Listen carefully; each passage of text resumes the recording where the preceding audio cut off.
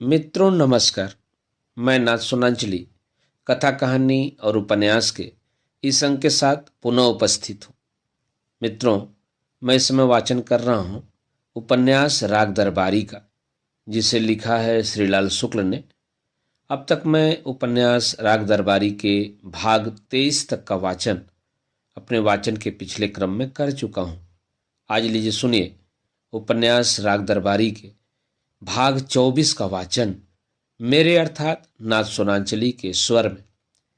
गांव के किनारे पर एक छोटा सा तालाब था, जो बिल्कुल ग्राम जीवन भी क्या है था, गंदा कीचड़ से भरा पूरा बदबूदार। बहुत क्षुद्र घोड़े, गधे, कुत्ते, सूअर उसे देखकर आनंदित होते थे। कीड़े मकोड़े और भुनगे, मक्खियां और मच्छर परिवार नियोजन की उलझनों से उन्मुख वहां करोड़ों की संख्या में पनप रहे थे और हमें सबक दे रहे थे कि अगर हम उन्हीं की तरह रहना सीख लें तो देश की बढ़ती हुई आबादी हमारे लिए समस्या नहीं रह जाएगी। गंदगी की कमी को पूरा करने के लिए 2 दर्जन लड़के नियमित रूप से शाम सवेरे और अनियमित रूप से दिन को किसी भी समय पेट के स्वेच्छाचार से पीड़ित होकर तालाब के किनारे आते थे और ठोस, द्रव्य तथा गैस तीनों प्रकार के पदार्थ उसे समर्पित करके हल्के होकर वापस लौट जाते थे। अपने पिछड़ेपन के बावजूद किसी देश का जैसे कोई न कोई आर्थिक और राजनीतिक महत्व अवश्य होता है, वैसा ही इस तालाब का भी गंदगी के बावजूद अपना महत्व था।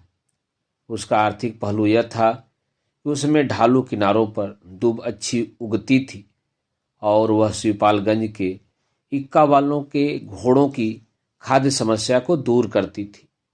उसका राजनीतिक पहलू यह था कि वहां घास छीलने वालों के बीच सनीचर ने कन्वेंसिंग की और अपने लिए वोट मांगे। सनीचर जब तालाब के किनारे पहुंचा, 2 घसियारे घास छील रहे थे। वे पेशे से घसियारे नहीं बल्कि इक्का वाले थे, जो साइकिल रिक्शा चल जाने के बाद भी अपने घोड़ों के साथ अब तक जीवित थे। आज़ादी के मिलने के बाद इस देश में साइकिल रिक्शा चालकों का वर्ग जिस तेजी से पनपा है, उससे यही साबित होता है कि हमारी आर्थिक नीतियां बहुत बढ़िया हैं और यहाँ के घोड़े बहुत घटिया हैं। उससे यह भी साबित होता है कि समाजवादी समाज की स्थापना के सिलसिले में हमने पहले तो घोड़े और मनुष्य के बीच भेदभाव को मिटाया है और अब मनुष्य और मनुष्य के बीच भेदभाव को मिटाने की सोचेंगे। यह सब बातें तो तर्क से साबित हो जाती हैं, पर इसका कोई तर्क समझ में नहीं आता कि शिवपालगंज और शहर के बीच चलने वाले दर्जनों साइकिल रिक्शों के होते हुए वहां के ये 2 इक्केवान और उनके घोड़े अब तक खत्म क्यों नहीं हुए थे। घोड़े इस तालाब के किनारे उगने वाली घास खाकर भले ही जिंदा रह लें, पर इक्केवान भी इसी तरकीब से जी लेते होंगे। यह मानना कठिन है, क्योंकि यह खाद्य विज्ञान का सिद्धांत है कि आदमी की अक्ल तो घास खाकर जिंदा रह लेती है, आदमी खुद इस तरह नहीं रह सकता। सनीचर जब इन इक्के वालों के पास आया, उसके दिमाग में ये सामाजिक आर्थिक समस्याएं नहीं थी। उस समय उसे अपने चुनाव की चिंता थी, जो कि वोट मांगने वालों और वोट देने वालों के बीच पारस्परिक व्यवहार का एकमात्र माध्यम है। इसलिए उसने इन दोनों को बिना किसी प्रस्तावना के बताया कि मैंने प्रधानी का पर्चा दाखिल किया है और अपना भला चाहते हो तो मुझे ही वोट देना। एक इक्के वाले ने उसे ऊपर से नीचे और नीचे से ऊपर तक देखा और स्वगत शैली में कहा, ये प्रधान बनेंगे? देह पर न लत्ता, पान खाए अलबत्ता। वोट की भिक्षा बड़े बड़े नेताओं तक को विनम्र बना देती है। सनीचर तो सनीचर था। यह सुनते ही उसकी हेकड़ी ढीली पड़ गई और खिसे निकल आई। बोला, अरे भाई, हम तो नाम भर के प्रधान होंगे, असली प्रधान तो तुम वैद्य महाराज को समझो। बस यही जानकर चलो कि तुम अपना वोट वैद्य जी को दे रहे हो। समझ लो कि वैद्य जी खुद तुमसे वोट की भीख मांग रहे हैं। इक्के वाले ने एक दूसरे की ओर देखा और चुप्पी साध ली। सनीचर ने कहा, बोलो भाई, क्या कहते हो? क्या कहना है? दूसरे ने जवाब दिया। जब वैद्य जी ओट की भीख मांग रहे हैं तो मना कौन कर सकता है? हमें कौन ओट का अचार डालना है? ले जाएं, वैद्य जी ही ले जाएं। पहले इक्के वाले ने भी उत्साह से कहा। ओट साला कौन 56 टके की चीज है, कोई भी ले जाए। दूसरे इक्के वाले ने प्रतिवाद किया। कोई कैसे ले जाएगा? पहली बार वैद्य जी ने हमसे एक चीज मांगी है तो वैद्य जी को ही मिलेगी, ले जाएं।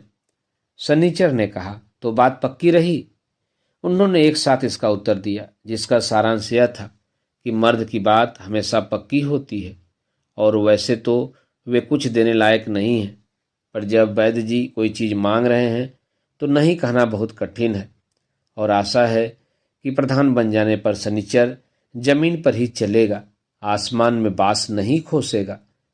सनीचर के चले जाने के बाद कुछ देर वे लोग चुपचाप घास छिलते और घास की कमी पर बहस करते रहे। अचानक उन्हें एक ऐसा आदमी आता दिखाई दिया जिसका अपना नाम सिर्फ सरकारी कागजों पर भले ही लिखा हो, गांव में बहुत कम लोगों को मालूम था।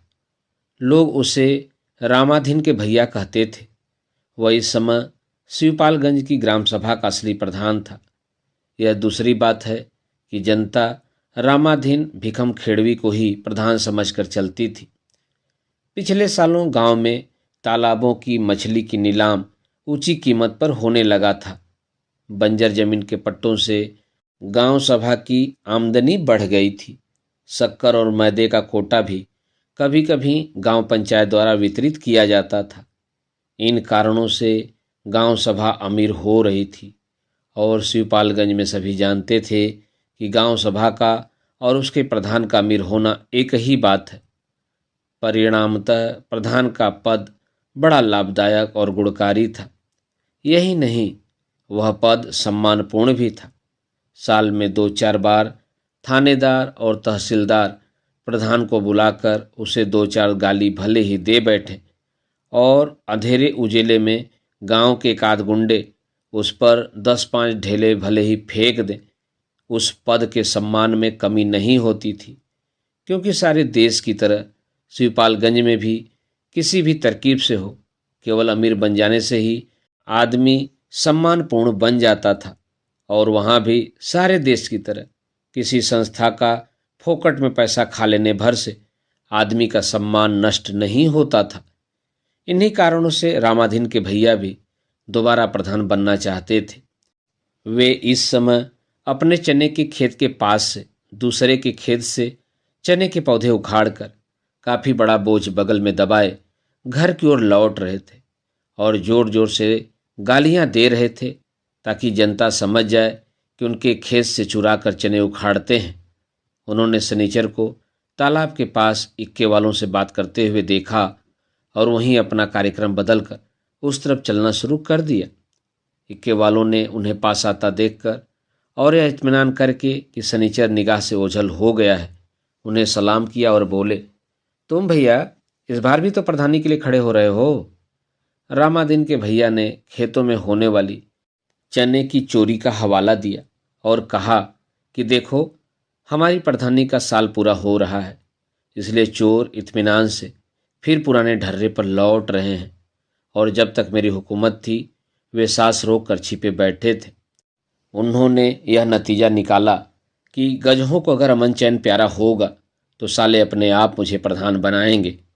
उन्होंने बाद में लापरवाही से पूछा, सनीचर क्या कह रहा था? वोट मांग रहा था। तुमने क्या कहा? कह दिया कि ले जाओ, मुझे कौन वोट का अचार रखना है। वोट उसे दोगे तो अपना भला बुरा समझकर, ऊंचा नीचा देख कर देना। सब देख लिया है, तुम मांगते हो तो ले जाओ तुम ही, कहकर पहले इक्के वाले ने दोहराया, मुझे कौन वोट का अचार रखना है? रामाधीन के भैया ने पूछा, तो फिर वोट सनीचर को नहीं दोगे? कहो तो उसे भी दे दें, जिसे कहोगे उसी को दे देंगे, हम तो तुम्हारे हुक्म के गुलाम हैं। कहकर उसने फिर दोहराना शुरू किया, मुझे कौन साले वोट का अचार रखना है। भैया ने उसकी बात काट कर हुक्म दिया, सनीचर उन्नीचर को वोट नहीं देना है तो नहीं देंगे, वोट मुझको देना है, दे देंगे। कहा तो ले जाओ। रामाधीन के भैया चने के चोरों को पूर्ववत गाली देते हुए चल दिए। हर कदम पर उनकी चाल के अनुपात से गालियों का आकार प्रकार बढ़ने लगा, क्योंकि बस्ती नजदीक आ रही थी और उन्हें लोगों में यह प्रचार करना अच्छा लगता था कि वे भी अपनी जगह पर गुंडे हैं और आज नाराज हैं। चमरही और ऊंची जात वालों की बस्ती के बीच बने हुए गांधी चबूतरे पर आज कुत्ते नहीं, आदमी बोल रहे थे। चुनाव के पहले रामाधीन के भैया ने उस स्थान का सुधार कराया था, क्योंकि शायद चुनाव कानून में लिखा है या पता नहीं क्यों सभी नेता चुनाव के कुछ महीने पहले अपने अपने चुनाव क्षेत्र का सुधार कराते हैं। कोई नए पुल बनवाता है, कोई सड़कें बिछवाता है, कोई गरीबों को अन्न और कंबलों का दान करता है। उसी हिसाब से रामाधीन के भैया ने चबूतरे के आसपास का नक्शा बदलने की पूरी कोशिश की थी। वहाँ एक नीम का लंबा चौड़ा पेड़ था, जो बहुत से बुद्धिजीवियों की तरह दूर दूर तक अपने हाथ पांव फैलाए रहने पर भी तने में खोखला था। रामाधीन के भैया ने उसी के नीचे एक कुआं बनवाया था। वास्तव में कुआं था तो वहाँ पहले से ही, पर उन्होंने उसका जीर्णोद्धार करके जमाने के चलन के हिसाब से सरकारी कागजों से कूप निर्माण का इंदराज करा दिया था, जो कि अच्छा अनुदान खींचने के लिए नैतिक तो नहीं, पर एक प्रकार की राजनीतिक कार्रवाई थी। पहले वह कुआं बरसात के दिनों में आसपास ऊंचाई पर गिरने वाले पानी को अपनी ओर खींचकर मोहल्ले में बाढ़ आने से रोकता था। अब उसके चारों ओर एक जगत बना दी गई थी और स्पष्ट था कि इस कार्रवाई का संबंध किसी पंचवर्षीय योजना से है। इसी बात को कुछ और स्पष्ट करने के लिए कुएं के दोनों ओर एक एक खंभा उठा दिया गया था। उनमें से एक पर शिलालेख द्वारा लिखा गया था, तृतीय पंचवर्षीय योजना, ग्राम सभा शिवपालगंज। इस कूप का शिलान्यास मवेशी डॉक्टर श्री झाऊलाल ने किया था। सभापति श्री जगदम्बा प्रसाद। जगत बन जाने के कारण अब बाहर का पानी भीतर न जाकर भीतर का पानी बाहर आने लगा था। इस पानी का अंतिम रूप शीतल मंद सुगंध था। एक बहुत बड़े नाबदान में बधकर वह गांव वालों को सुझाव देता था कि पेट में केचुओं का तजुर्बा तो तुम्हें हो ही गया है, अब उसे छोड़ो और आओ, थोड़ा मलेरिया और फाइलेरिया भी लेते जाओ। कुएं के जीर्णोद्धार के साथ ही गांधी चबूतरे का भी अभ्युदय हो गया था। उसमें कुछ नई ईंटें लग गई थीं और उन पर लगा हुआ सीमेंट ऐसा था कि ठेकेदारों के हाथों लगवाए जाने के बावजूद 15 दिन बीत जाने पर भी उखड़ा न था। इस वातावरण में चबूतरा पहले की अपेक्षा ज़्यादा आकर्षक हो गया था और कॉलेज के निठल्ले लड़के कभी कभी वहाँ बैठकर जुआ खेलने लगे थे। शाम को बद्री पहलवान के अखाड़े के पट्टे भी अब वहाँ आने लगे थे और उनके हाव भाव देखकर लगता था कि उनके वहाँ आने का एकमात्र उद्देश्य चबूतरे पर बैठकर गर्दन पर लगा हुआ मिट्टी का प्लास्टर खुरचना है। आज चुनाव का दिन था। कॉलेज में छुट्टी हो गई थी। चुनाव तो किसी और जगह होना था, निश्चय ही ऐसी जगह जो चमरही से दूर होती, पर इस समय गांधी चबूतरे पर काफ़ी भीड़ थी और जैसा कि गांधी जी चाहते थे सब तरह के लोग वहाँ एक साथ एकतापूर्वक बैठे थे। जुआ खेलने वालों ने ताश अपनी जेब में रख लिए थे। अखाड़े के पट्टे बिना कुश्ती लड़े, बिना मिट्टी लपेटे, केवल सरसों के तेल की मालिश के सहारे अपनी ख्याति की सुगंध दिग दिगंत में फैला रहे थे। रूपन बाबू की चाल थकी थकी थी और चेहरे पर रोज की चुस्ती और चालाकी न थी।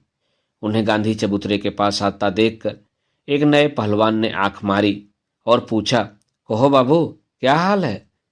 जवाब में रूपन बाबू ने आंख नहीं मारी और न यही कहा, तुम कहो राजा, तुम्हारे क्या हाल हैं?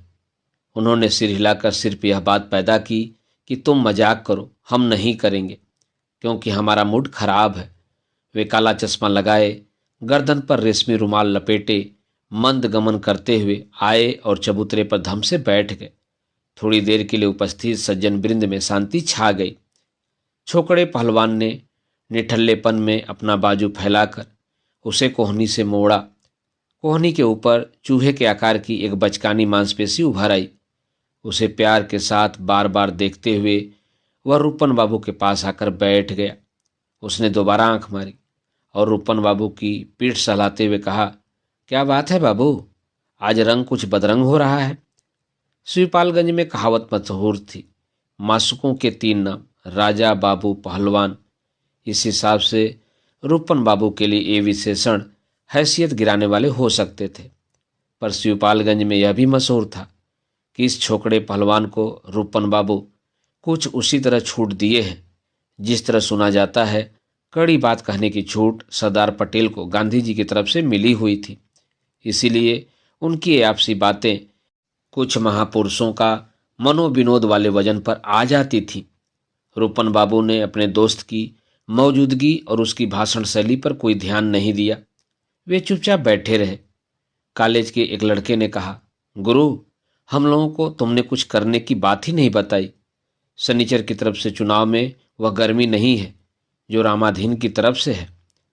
रूपन बाबू ने गर्भवती आवाज में कहा, अब सर्दी गर्मी की कोई बात नहीं रही। चुनाव के नतीजे का अभी अभी ऐलान हो गया है। सनीचर जीत गए हैं। छोकड़े पहलवान और कॉलेज के लड़कों में बब्बड़ मच गया। चारों ओर से यही सवाल हो रहा था, कैसे कैसे सनीचर जीत कैसे गए। आंख मारकर रूपन बाबू के साथी ने कहा, बताओ तो पहलवान, सनीचरा जीत कैसे गया। महिपालपुर वाली तरकीब से, रूपन बाबू ने थकी आवाज में कहा।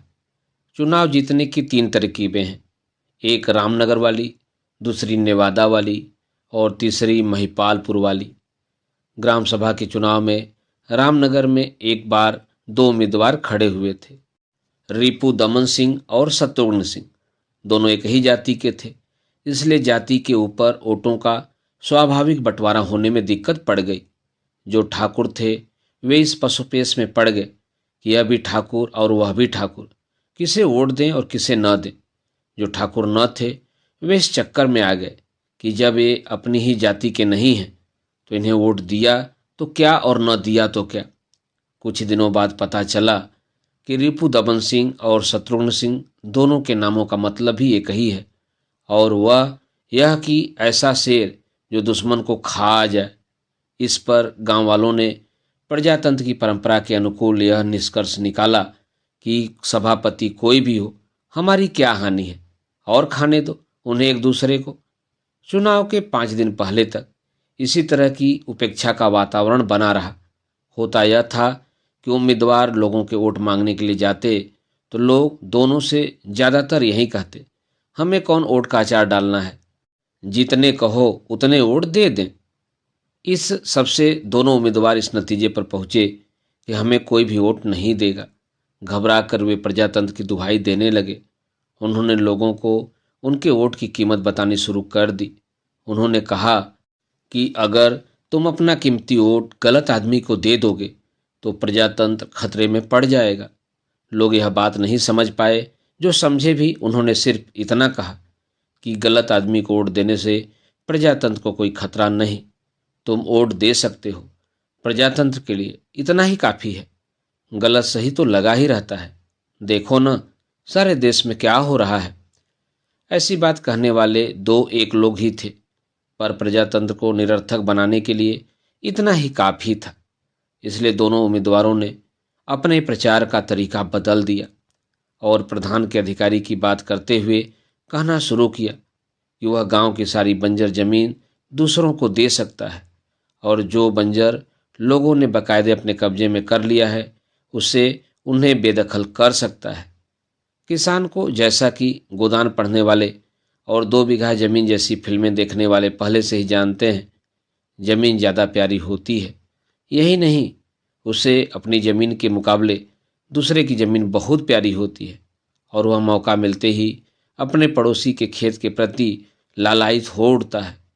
निश्चय इसके पीछे साम्राज्यवादी विस्तार ही नहीं, सहज प्रेम की भावना है, जिसके सहारे वह बैठता है अपने खेत की मेड़ पर जानवर अपने पड़ोसी के खेत में चराता है।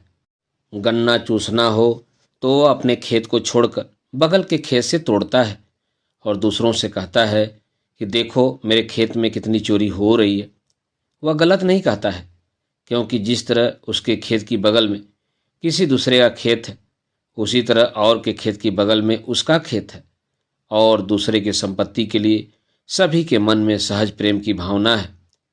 ये बातें गोदान में इतनी साफ नहीं लिखी गई हैं और बम्बैया फिल्मों में शायद किशन चंद और ख्वाजा अहमद अब्बास के डर के कारण या प्रगतिशीलता के जोश में 50% अंधे हो जाने के कारण या सिर्फ जहालत के कारण साफ तौर पर नहीं दिखाई गई हैं। इसलिए उन्हें जरा सफाई से कहना पड़ा। अगरचे अपने देश में सफाई का काम कलाकारों का नहीं है, फिर भी तो जैसे ही गांव वालों को मालूम हुआ कि गांव पंचायत का संबंध जमीन के लेन देन से है और उनके पड़ोस का खेत उनका हो सकता है और अमुक किसान के लावारिस मर जाने पर उन्हें उत्तराधिकारी घोषित करके उनका राज तिलक हो सकता है, किसानों की सहज प्रेम वाली भावना लबलबा उठी। फिर तो वोटरों को जमीन के प्रेम ने गांव पंचायत की ओर ठेला और गांव पंचायत के प्रेम ने उन्हें प्रधान पद के उम्मीदवारों की ओर ठेला और चुनाव के मामले में उनका दिमाग एकदम सक्रिय हो गया। उसके बाद उनके सामने वही मानसिक समस्या पैदा हो गई जो चीनी हमले के मौके पर आचार्य कृपलानी ने पूरे देश के सामने पैदा कर दी थी। वे सोचने लगे कि तटस्थ रहना बिल्कुल बेकार है, इसमें कमजोरी भी है और नुकसान भी है, और अगर तुम चैन से रहना चाहते हो तो रिपु दमन और शत्रुघ्न में से किसी एक का पल्ला पकड़ लो और बहुत ज़्यादा तटस्थ बनने की कोशिश मत करो, नहीं तो दोनों ओर से मारे जाओगे। अंतर्राष्ट्रीय क्षेत्रों में तटस्थता की समस्या को हम लोग तो चुपचाप कतरा कर झेल ले गए, क्योंकि इस तरह से हम कई समस्याओं को झेल चुके थे। पर रामनगर वालों को घमंड था कि वे अपना भला बुरा ज़्यादा पहचानते हैं, इसलिए उन्होंने इस समस्या से कतराना ठीक नहीं समझा और देखते देखते पूरा गांव दो दलों में बंट गया। एक दल वह जिसको खाली जमीन पर बंटवारा रिपु दमन के हाथों करवाना मंजूर था, और दूसरा वह दल जिसे इस काम के लिए शत्रुघ्न सिंह के हाथों में ज़्यादा कलाकारी दिखाई देती थी। चुनाव के जब 2 दिन रह गए तो दोनों ओर से काफ़ी सरंजाम दिखाई दिए। लोगों ने चीख चीख कर इंकलाब जिंदाबाद के नारे लगाए, एक दूसरे की माँ बहनों में दिलचस्पी दिखाने वाली बातें कहीं, अपनी अपनी लाठियों में तेल लगाया, भाले बल्मों को चमकाकर उन्हें लाठियों में फिट किया और जान हथेली पर रखकर उसी हथेली में गाजे की चिलम पकड़ ली। जब इतना सब हो गया तो रिपु दमन सिंह ने अपने छोटे भाई सर्वदमन को बुलाकर प्रेम से कहा कि भाई, अगर इस लड़ाई में मेरी जान निकल जाए और मेरे साथ में 25 आदमियों की भी जान निकल जाए तो तुम क्या करोगे? सर्वदमन सिंह वैसे तो वकालत पास थे, पर जिस तरह किसी जमाने में बड़े बड़े वकील बालिस्टर वकालत छोड़कर राजनीति में आ गए थे, वैसे ही वे अपनी वकालत छोड़कर पिछले 4 सालों से स्थानीय राजनीति में कूद पड़े थे। फर्क यह था कि स्वतंत्रता संग्राम वाली राजनीति में आने वाले बहुत से वकीलों की आमदनी के जरिए लोगों को मालूम न हो पाते थे, पर सर्वदमन की जीविका का साधन सभी को अच्छी तरह मालूम था और सब उससे वाजिब ढंग से प्रभावित भी थे। उनके पास 10 गैस बत्तियां थीं जो शादियों के मौसम में किराए पर चलती थीं। साथ ही उनके पास 2 बंदूकें थीं जो डकैतियों के मौसम में किराए पर चलती थीं। कुल मिलाकर सर्वदमन को इतना मिल जाता था कि वे इत्मीनान से ग्रामीण राजनीति का संचालन कर सकें। गैस बत्तियां और बंदूकें दूर दूर तक जाती थीं और उन्हीं के अनुरूप उनके न जाने कितने व्यापक और गहरे सामाजिक संपर्क हो गए थे, और उसके अनुरूप सर्वदमन में बातचीत करने की लियाकत और आत्मविश्वास आ गया था। भाई की बात का जवाब सर्वदमन ने आत्मविश्वास की वाजिब मात्रा के साथ दिया। बोले, भाई, अगर तुम और तुम्हारे 25 आदमी इस लड़ाई में मारे गए तो दूसरी तरफ शत्रुघ्न सिंह और उनके 25 आदमी भी मारे जाएंगे। इतना तो हिसाब से होगा, उसके बाद जैसा बताओ वैसा किया जाए। रिपु दमन ने सर्वदमन को गले से लगाकर रोने की कोशिश की, पर या तो आदमी फिल्मी अभिनेता हो या नेता, तभी वह इच्छा मात्र से रो सकता है। मतलब यह कि अभ्यास की कमी से रिपु दमन की कोशिश नाकामयाब हुई। सर्वदमन ने उन्हें धीरे से अपने से अलग किया और बोले, जाने दो, और बताओ, 25-25 का हिसाब ठीक करने के बाद और क्या किया जाए? रिपु दमन ने कहा, मान लो उसके बाद प्रधान का फिर से चुनाव हो और तुम प्रधान बनना चाहो तो क्या हालत होगी? सर्वदमन कागज पेंसिल ले आए और जोड़ बाकी लगाकर बोले, दादा, अगर तुम और शत्रुघ्न सिंह अपने 25-25 आदमियों के साथ मर जाओ तो फिर मैं क्या, मेरी तरफ का कोई भी आदमी दूसरी तरफ के किसी भी आदमी से 50 वोट ज़्यादा ले गिरेगा, क्योंकि गांव के वोटरों में उस तरफ से सचमुच मर मिटने वाले ज़्यादा से ज़्यादा 25 आदमी निकलेंगे, जबकि हमारी तरफ से ऐसे आदमी 40 से भी ज़्यादा हैं। उधर वे 25 आदमी अगर मर जाएं तो समझ लो उनका पूरा मोहल्ला मर गया, जबकि हमारे 25 आदमियों के मर जाने के बाद भी मैदान हमारे बाकी 15 आदमियों के हाथ में रहेगा। चुनाव के 3 दिन पहले सब डिविजनल मजिस्ट्रेट की अदालत में रिपु दमन ने शत्रुघ्न सिंह और उनके 25 आदमियों के खिलाफ एक दरख्वास्त दी कि उन्हें उनसे जान व माल का खतरा है और चुनाव में शांति भंग का अंदेशा है। पुलिस ने दरख्वास्त की ताकीद की। जवाब में शत्रुघ्न सिंह ने रिपु दमन और उनके 40 आदमियों के खिलाफ ऐसी ही दरख्वास्त दी और पुलिस ने उनकी भी ताकीद की, पर उसमें यह गणित लगा दी कि यह बात रिपु दमन और उसके केवल 25 आदमियों के लिए सही है। चुनाव के दिन पहले दोनों उम्मीदवारों और दोनों ओर के 25-25 आदमियों की पेशी हुई। मजिस्ट्रेट ने जैसा कि किताब में लिखा था, शत्रुघ्न सिंह और उनकी पार्टी से जमानत और मुचलके मांगे, जिन्हें वे देने की सोचने लगे। फिर मजिस्ट्रेट ने रिपु दमन और उनकी पार्टी की जमानत और मुचलके मांगे। रिपु दमन ने कहा, हुजूर, हम जमानत और मुचलके नहीं देंगे। हमारी बात याद रखिएगा, कल हमारे गांव में कत्लेआम होगा। बड़ी से बड़ी जमानत शत्रुघ्न सिंह और इनके गुंडों को झगड़ा करने से न रोक पाएगी। हम लोग सीधे साधे खेतीहर हैं, हम इनका क्या खाकर मुकाबला करेंगे? इसलिए ऐसा कीजिए हुजूर कि हमें जमानत न दे सकने के कारण हवालात में बंद करा दीजिए। हवालात में बंद हो जाने से हमारी जान तो बच जाएगी। सिर्फ इतना कीजिए हुजूर कि शत्रुघ्न सिंह की जमानत पर एतबार न कीजिएगा। हमारे खानदान के 2-4 लोग गांव में रह जाएं, उनको बचाने का इंतजाम कर दीजिएगा। इसके बाद उन्होंने कटघरे को गले लगाकर रोने की कोशिश की। पुलिस ने इस वक्तव्य की भी ताकीद की।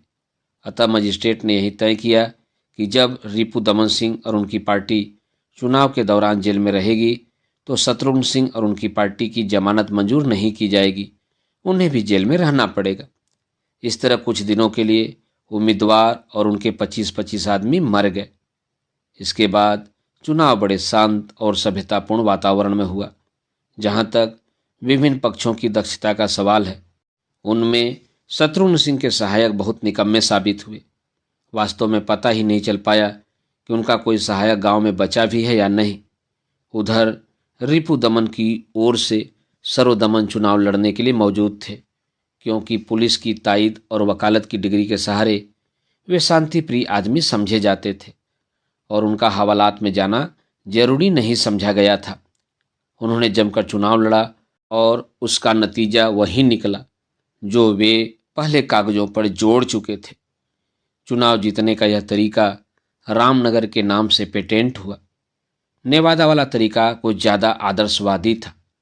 वहाँ कुछ जातियों के लोग चुनाव लड़ने के लिए खड़े थे, पर उनमें मुख्य उम्मीदवार केवल 2 थे, जिन्हें ऋग्वेद में पुरुष ब्रह्म का क्रमशः मुंह और पैर माना गया है। आज के हिसाब से यह ब्राह्मणों और हरिजनों का संघर्ष था, पर नेवादा में यह मामला बड़े ही सांस्कृतिक और लगभग वैदिक ढंग से पनपा। ब्राह्मण उम्मीदवार ने सवर्णों के बीच ऋग्वेद के पुरुष सूक्त का कई बार पाठ किया और समझाया कि ब्राह्मण ही पुरुष ब्रह्म का मुख है। उसने यह भी बताया कि शूद्र पुरुष ब्रह्म का पैर है। प्रधान के पद के बारे में उसने कई उदाहरण देकर बताया कि उसका संबंध मेधा और वाणी से है, जो पैर में नहीं होती, सिर में होती है, जिसमें मुंह भी होता है। अतः ब्राह्मण को स्वाभाविक रूप से प्रधान बनना चाहिए, न कि शूद्र को। ब्राह्मण उम्मीदवार ने शूद्रों का तिरस्कार करने के लिए प्रचलित गाली गलौज का सहारा नहीं लिया था। वह अपनी बात को इसी सांस्कृतिक स्तर पर समझाता रहा। उसने रियायत के तौर पर यह भी मान लिया कि कोई दौड़ धूप का ऐसा काम जिसमें पैरों की आवश्यकता हो, जैसे न्याय पंचायत के चपरासी का काम, निश्चित रूप से शूद्र को ही मिलना चाहिए। पर प्रधान के पद के लिए शूद्र का खड़ा होना वेद विपरीत बात होगी। पर जैसा कि प्रायः होता है, वोटरों ने बातचीत के इस सांस्कृतिक स्तर को स्वीकार नहीं किया और मजबूरन ब्राह्मण उम्मीदवार को अपने प्रचार का ढंग बदलना पड़ा। उसने पुरुष ब्रह्म के मुख की हैसियत से अपने मुख का जरा ज़्यादा उदार उपयोग करना शुरू किया। साथ ही उसके सहायक प्रचार के मौक़ों पर अपने मुंह का और भी खुलकर प्रयोग करने लगे। और कुछ दिन बाद बात उसी पुराने स्तर पर आ गई कि बताओ ठाकुर किशन सिंह, हमें छोड़कर अब क्या तुम उस चमार को ओढ़ दोगे? गांव में ब्राह्मण उम्मीदवार की ओर से देखते देखते गाली गलौज का उग्र वातावरण बन गया। और तब अचानक एक दिन उसे पुरुष सूक्त की उस ऋचा का ठीक मतलब मालूम हो गया जिसमें शूद्र को पैर माना गया है। एक जगह ब्राह्मण उम्मीदवार का एक सहायक खुलकर दूसरे उम्मीदवार को गाली दे रहा था। वह चबूतरे पर बैठा था और उसके मुंह से धारावाहिक गालियों के बीच से जो केंद्रीय प्रश्न निकल रहा था वह यही था, बताओ ठाकुर किशन सिंह, अब क्या तुम उसके बाद कुछ गालियां, बाद में वाक्य का दूसरा अंश को ही ओढ़ दोगे? वह चबूतरे पर बैठा था और बोलता जाता था। अचानक उसका वाक्य अधूरा ही रह गया। उसे अपनी कमर पर इतने जोर से चोट का एहसास हुआ कि वह लात लात रावण मोही मारा कहने लायक भी न रहा। वह चबूतरे से नीचे लुढ़क कर गिरा ही था कि उस पर 10 ठोकरें और पड़ गईं। और जब उसने आँख खोली तो पता लगा कि संसार स्वप्न है और मोह निद्रा का त्याग हो चुका है। इसके बाद इस तरह की कई घटनाएं हुई और ब्राह्मण उम्मीदवार को मालूम हो गया कि पुरुष ब्रह्म का मुख पुरुष ब्रह्म के पैर से ज़्यादा दूर नहीं है।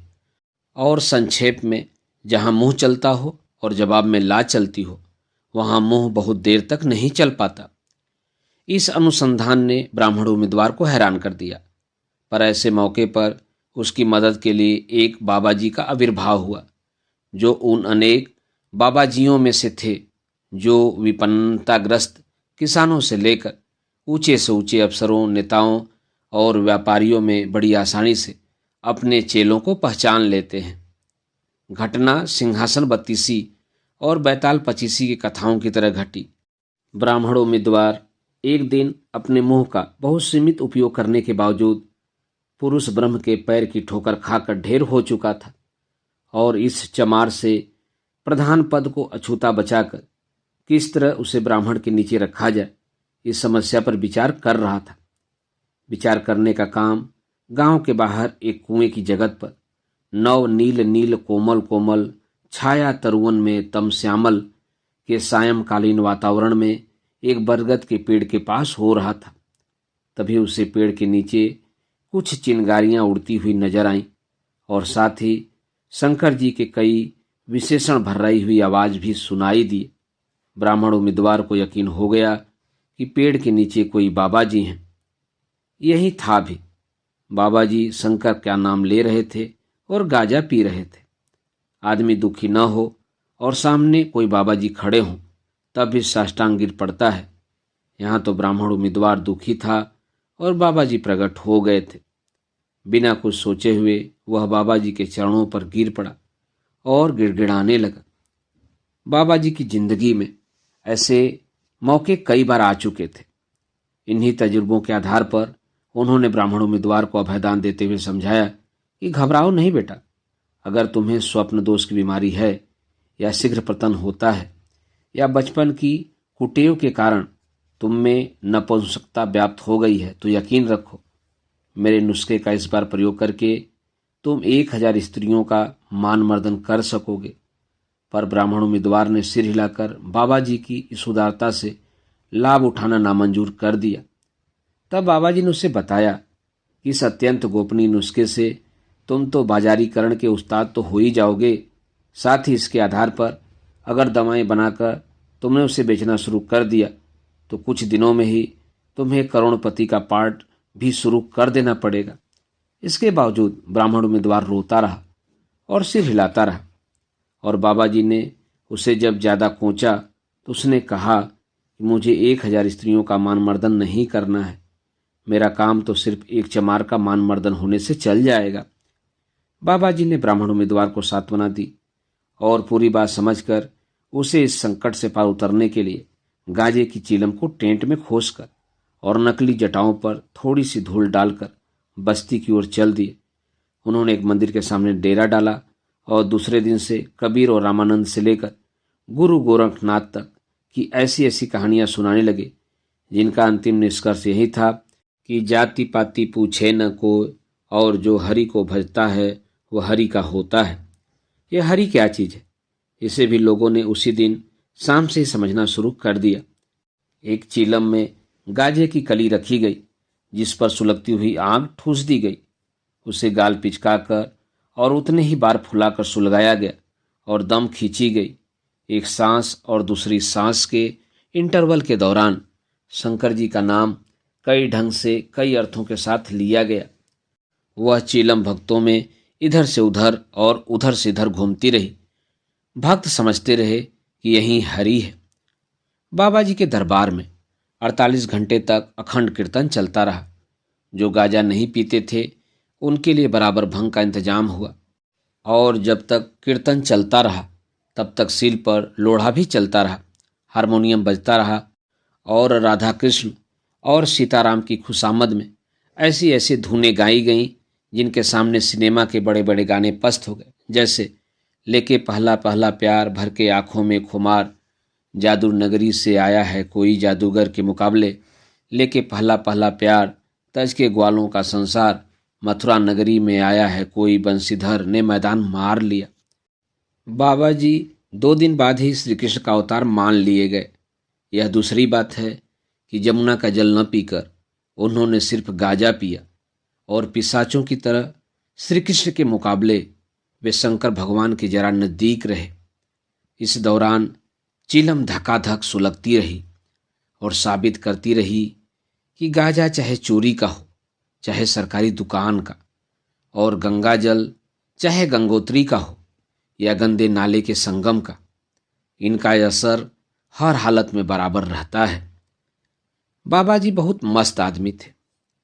वे कीर्तन का मुआयना ही नहीं, खुद कीर्तन भी करते थे।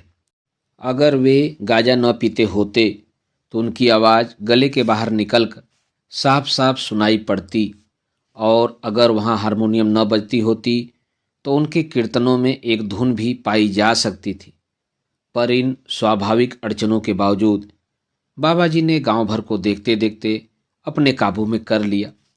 उन्होंने कबीर, रैदास और रामानंद के ऐसे ऐसे भजन सुनाए कि लोग इन संतों की जय जयकार करने लगे। वे संत वहाँ मौजूद होते तो ऐसी मौलिक कविता सुनकर बाबा जी की जय जयकार करने लगते।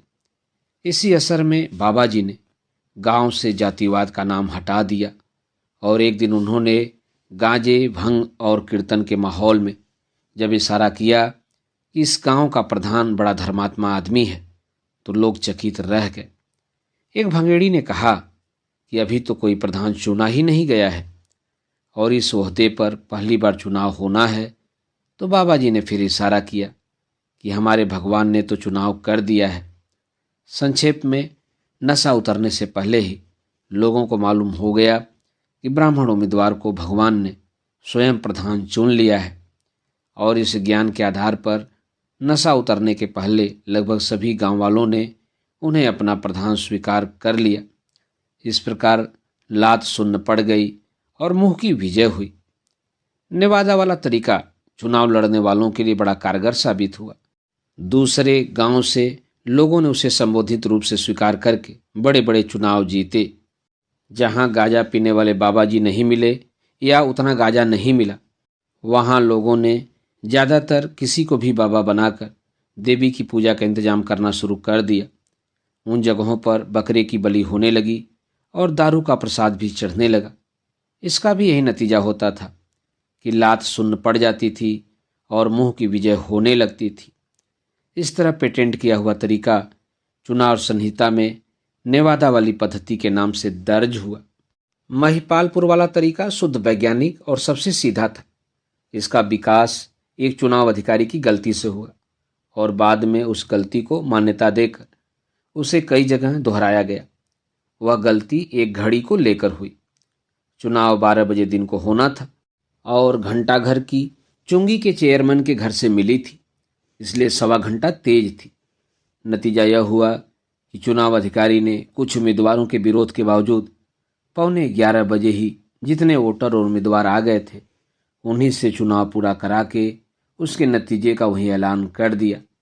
जब बचे हुए वोटर और उम्मीदवार चुनाव लड़ने के लिए घटना स्थल पर पहुंचे, उस समय चुनाव अधिकारी अपने घर पर 1:15 पर खाया जाने वाला खाना खा रहा था।